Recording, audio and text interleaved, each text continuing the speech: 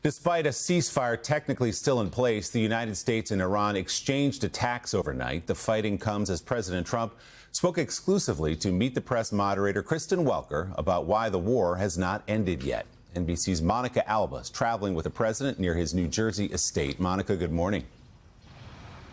Hey there, Willie. Good morning to you. When the president first committed to wrapping this war up in about a 4 to 6 week timeline, that seemed difficult. But even though there has been a fragile ceasefire in place since early April, a diplomatic deal has been elusive. And the U.S. and Iran continue to trade fire throughout the weekend. During their interview, Kristen asked the president about exactly how many missiles Iran has left.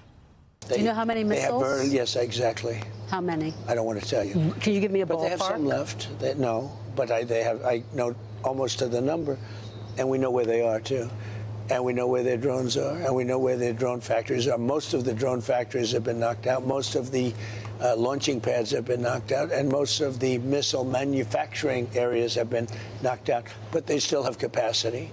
They have some missiles. They have some drones. I would say percentage-wise, maybe 21, 22% of their missiles. It's a lot of missiles, but it's not what it was when we first attacked.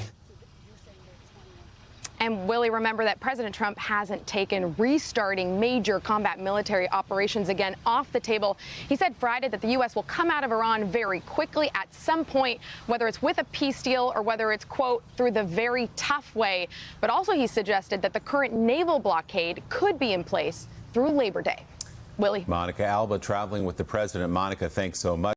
Hey, thanks for watching. And don't forget, you can catch the Today Show every morning on NBC or take Today when you're on the go. Just follow the Today podcast on Apple Podcasts, Spotify, or wherever you listen.